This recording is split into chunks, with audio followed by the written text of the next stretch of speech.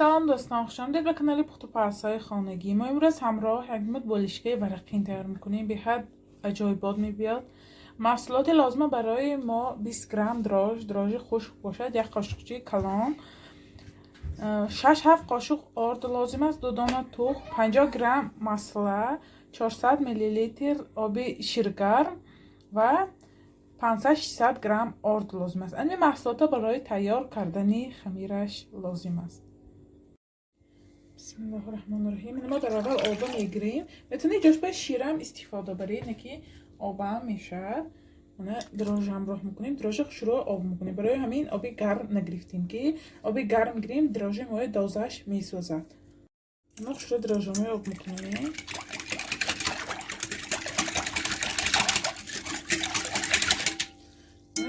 شکر روغن تخمه همراه میکنیم. یک دانه تخمه پور همراه میکنیم. یک دانه ما زردیش برای روش گرفته مانده، فقط سفیدیش همراه میکنیم. زردیش گرفته میمانیم. همشه شروع محصولاتمه آمیخته کرده خمیر تیار میکنیم. بسم الله الرحمن الرحیم. ما خمیری سخت کک تیار میکنیم. خمیری ما هم سخت کک تیار شد. با مدت 1 ساعت نگاه داریم که شروع ورم کند، مثل خمیری بالشکه.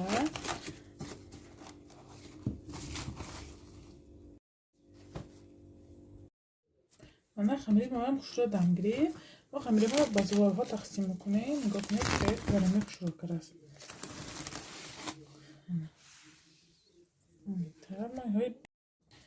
ده تا زوالچی میگیریم برای ورقش شروع آمدنی بالشکه ما. 10 تا زوالچه ما شروع همشه کلوب میکنیم.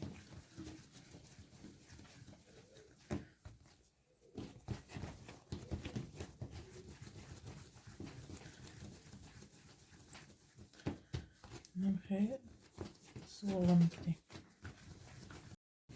10 تا زوالچه ما باش پشته نگاه داریم کمتر و هر یکش میکشویم.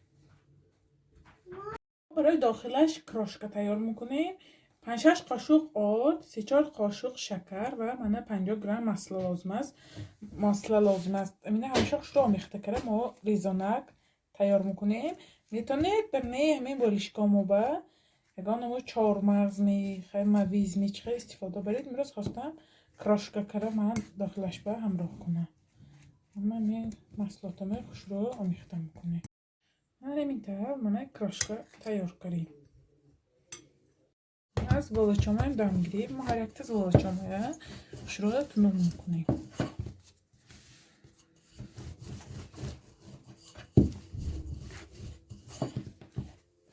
تنوع میکنیم. نه اونقدر خیلی تنوکی سر.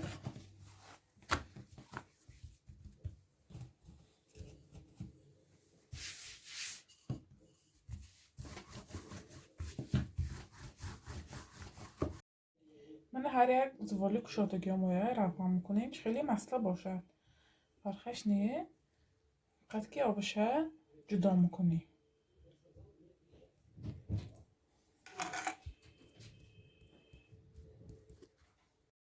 من قبط ما روغن کرده قبط های کشادگی مایه میپاشیم. بالا بالی هم بالی خمیر ما با نگاه کنید. تا زوالچامه خیلی روغن کرده قبط میپاشیم. همین طرح قبط میپاشیم خمیر مایه.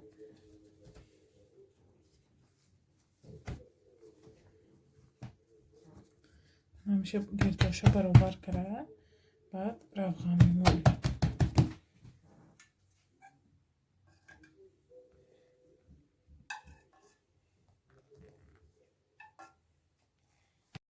من در قبطه همین طرح روغن کرده بالا بالی هم پاشیدم. ما که کمتر تنوع میکنیم. سخت نیو کمتر تنوع میکنیم همین خمیر مایه.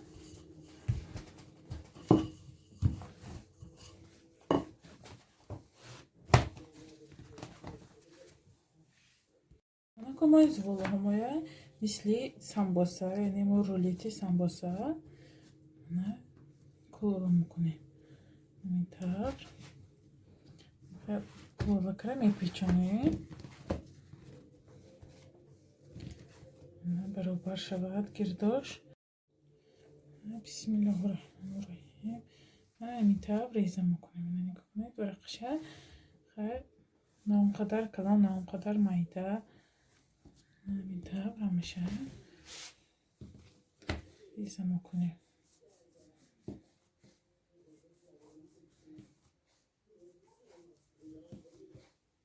نگاه کنید چه خیلی ورقاش همیشه اینطور میبریم.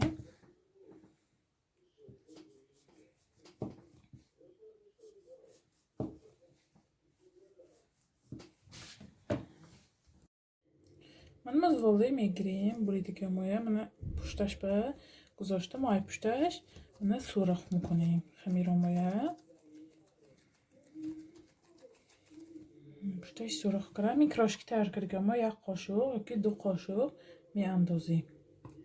میتونید چهارمغز این یعنی خمیر بالشکی اونیورسال نشدگی شدگی میتونید سیر خیلی گم خیلی ورینی میبرد جیم باشد چهارمغزای کوفتگی باشد چخیل باشد انزید میشد. من نگاه کنید چخیل اومد من نمیتر همشه نمیتر میکشاییم. کشادنش به حد آسان عادی تیار کنیش وقتی بسیار هم نمیگیرد الکی سرفه تخته با میخته شدگی آباد تماما کاره قینیه. این فکره کراشکایی میاندازیم با کراشکی که به حد بلازن میشه و جوی کاربا همین تیار میکنیم. به حد نغز بود خریدارش برش با پاماتکا میکریم خیلی هر نمود میپختیم. شما آخرینش من امروز یاردمچی من محمد یوسف اینم به حد خمیر نغز میند اویش باید پزنده میشد میچخرم محمد یوسف اینم اینطور همشه میکشاییم. 12 دانه شد. آخرین من نگاه کنید خداش همین کراشکامایم رسو بس میشه اگر این محصولات با میخ تیار کنید کرد کنید شلمه مانید مریزه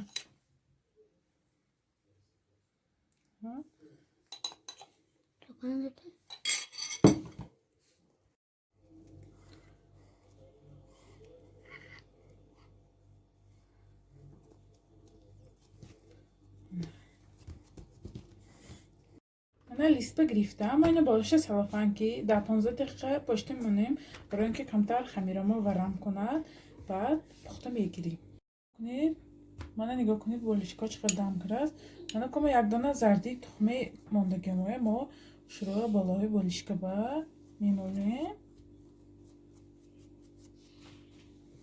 باز هم زیبا شروع به نگاه کنید ورقا چقدر جدای شروع شده است. خیلی بعدی پختم با نگاه میکنیم انشالله خوشرم بیاد. نمیتر نه برای باز هم زیبا شدنش کمتر مات میپاشیم. خیلی گانچی نپاشیدن میشه سیدانه پاشیدن میشه کنجید نیست سیدانی سفید پاشیدن میشه. با مدت 25-30 دقیقه 200 درجه تفتاننده ما پخته میگیریم. نه چگونه میبینید بولشکای ما هم تیار شد. نگاه کنید چخیل آمد من پشتاش من ورقاش چخیل آمد عجایبات من درونش ریزه کریم بینید درونش چخیل آمده است. درونی بولشکای ما به حد خمیراش ریزنمکی عجایبات آمد.